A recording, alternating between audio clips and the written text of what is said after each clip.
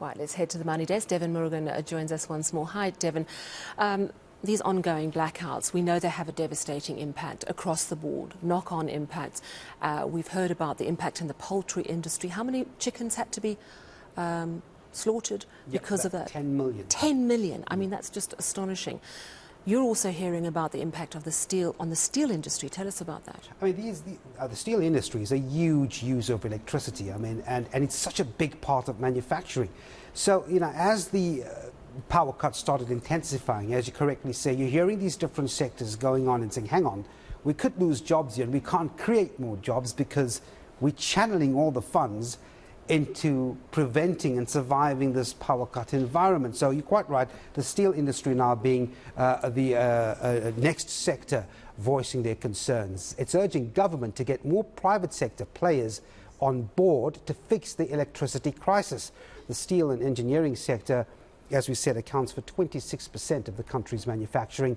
It's also one of the heaviest users of electricity. The Chief Operating Officer of the Steel and Engineering Industries Federation, Tafadzwa Chibanguza, joins me now. Tafadzwa, thanks very much indeed for talking to us, if you can hear me. You had an audience with the presidency. Let's get straight into this, conveying your concerns. What did you tell them and how was that received? Good evening, Bevan, and thank you for having us again. Pleasure to be on your show. Bevan, as you rightly say, this load shedding crisis is really that crisis for the sector. And what we have been experiencing is the intensifying nature of the load shedding only means that it's very difficult for companies to plan. Particularly worrying for us, and these are the points that we've been saying in all our sessions with the government, is in essence when we also now have the latest development, which is this 18% increased tariff by eNCA. Apart from the fact that it is a considerably higher than inflation rate, what it also means, dear Bevan, is that for companies that have to look for alternative energy solutions in the form of, for example, generators, means that the increase to them is effectively higher than that 18% that is coming in the next fiscal year and the 12% in the fiscal after that.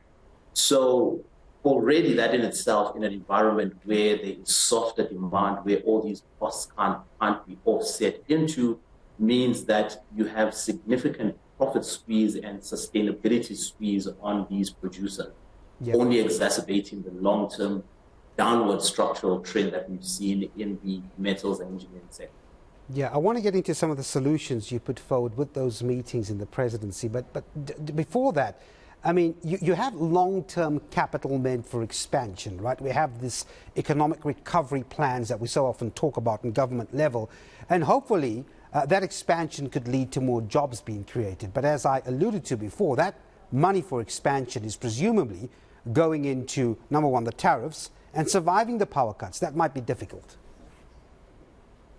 Very true, very true. In fact, for us, that's the most concerning long-term implication of all of this, that, as you correctly say, you have companies sacrificing long-term capital, which would result in growth of jobs, growth of operations, which is what the country needs to try and resolve an immediate survival crisis. Now, that there only takes care of today. What we then obviously know is that what we need for the growth of the sector is long-term capital, long-term expansion of capital, and of course that's where that capital is being invested into. Also remembering that that capital is scarce, Bevan. Also considering the fact that we are in a higher interest rate environment where financing conditions are tighter. So that already scarce financial resources that would have been ideally invested into long-term investment projects is now going into immediate survival. And that's not a recipe for the long-term viability of the sector and for the country.